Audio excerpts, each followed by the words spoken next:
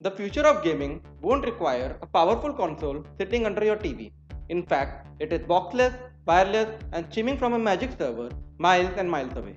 And that is the vision that some of the biggest software giants in the market out there are spinning up. With Google launching Stadia at the end of last year and Microsoft just launching xCloud, the fight today seems to be getting ever bigger. I am Gurmeet and let's explore the future of gaming in this episode.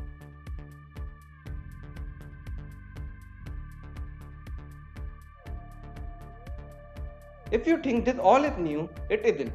The first time someone had the vision of game streaming as a service, it was OnLive.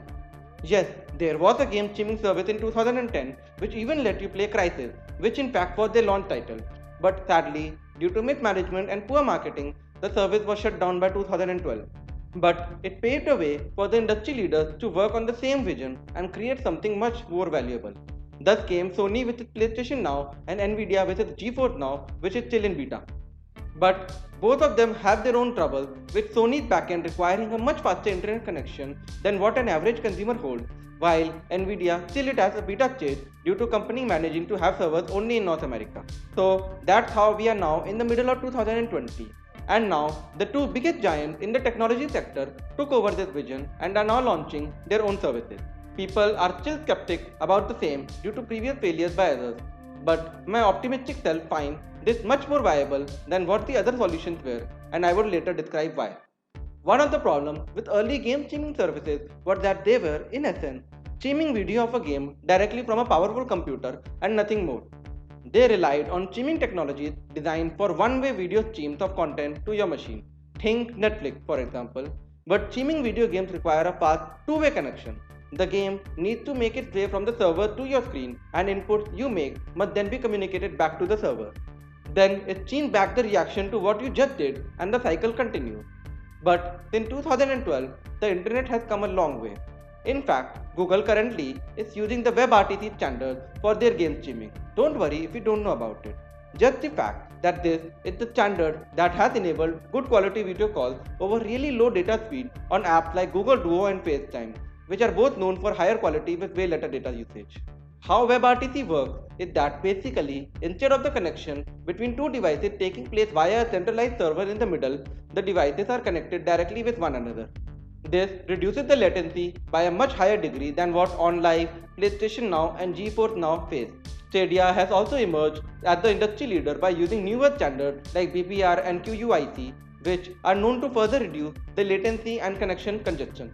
With that, the video game stream and the controller command run in parallel rather than being intricately linked together, and thus reduces the response time by a huge margin compared to previous services. When your connection gets flaky, as even the best broadband definitely will sometimes, the stream will still feel responsive. Instead of glitching around the screen like in traditional multiplayer games, itself a major problem that can make games unplayable.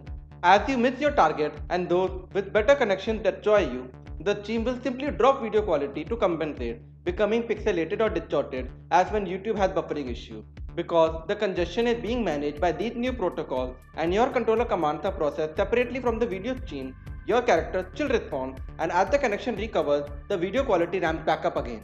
The problem that killed every streaming service before was latency. The time between issuing a command like move forward and the remote game actually responding. With OnLive, you might have been looking at the game on your screen, but it was rendered far away in a data center. Actually, doing something involving the controller's button meant sending a signal up to that remote server, which then needed to be processed and then sent back your way. This process only took milliseconds, but the delay was perceivable as lag to the player. Google and Microsoft don't have this problem because they have spent a decade building hundreds of data centers in every corner of the world for their cloud platform. This infrastructure is what allows services like Google Drive to work. The move to cloud gaming, to me, seems to be the next step in the evolution of gaming, which will make games accessible to millions of people for the first time without buying consoles. But it won't replace hardware for a long time. They will coexist for years to come. That's the reason I have high hopes from services such as Xbox Game Pass as well as PlayStation Plus.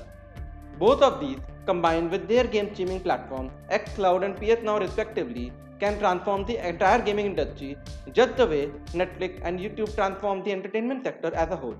Thank you for tuning in. If you like the content and want to see more of the same, please click on the like button as well as subscribe to the channel for more content. To stay notified of our future updates, please click the bell icon.